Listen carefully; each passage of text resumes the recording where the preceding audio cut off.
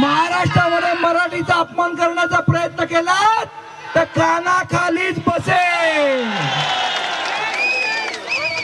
मला असं वाटतं जो संदेश आपल्याला द्यायचा होता, इथे येऊन दादागिरी नाही करायची 2000 महिल्यावरनं येऊन. हा महाराष्ट्र आहे, इथे काय होणार आणि काय नाही होणार हे आम्ही ठरवणार, आमचा मराठी माणूस ठरवणार. इथे धंदा करायला आलायत ना, गपचूप धंदा करा. इथल्या राजकारणात टावटाव करू नका. नरेश सुरेश पटेल आमच्या कानाखालीच बसणार. नरेशनी नाही शिकवायचं आम्हाला. नरेश चट्टीत राहायचं.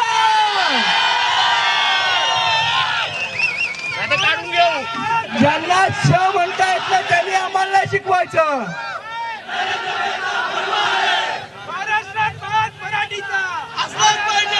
आणि आम्हाला मराठी असल्याचा नुसता गर्व नाही, आम्हाला माझा माज. आणि आज आम्ही आमच्या एकजुटीने मराठी माणसांनी त्याचा माज दाखवलाय. इथे येऊन माज नाही करायचा, इथे माज आमचाच चालणार. त्यामुळे बाकी सगळ्यांनी चट्टीत राहायचं. हा संदेश आपण सगळ्यांनी मिळून एकत्र दिलेला आहे. आता थोड्याच वेळात तिथे अविनाश जाधवांचं आगमन होत आहे. काय चूक केलेली आमच्या अविनाशनी? मोर्चा काढणार, त्यांना मोर्चा काढायला दिला. सगळे गुजराती व्यापारी एकत्र आले. त्याच्यामध्ये भारतीय जनता पक्षाचे लोक होते. आणि मग जर हे सगळं होतं, त्यांना मोर्चा काढायला दिलं. बरं, त्यांना काय म्हणाले मुख्यमंत्री की आम्ही त्यांच्यावर गुन्हे दाखल केले. अरे आम्ही कुठे बोललेलो आमच्यावर करू नका? आमच्यावर पण करा. अस्वलाला एक केस अंगावर आला काय, अंगावर गेला काय फरक पडतोय?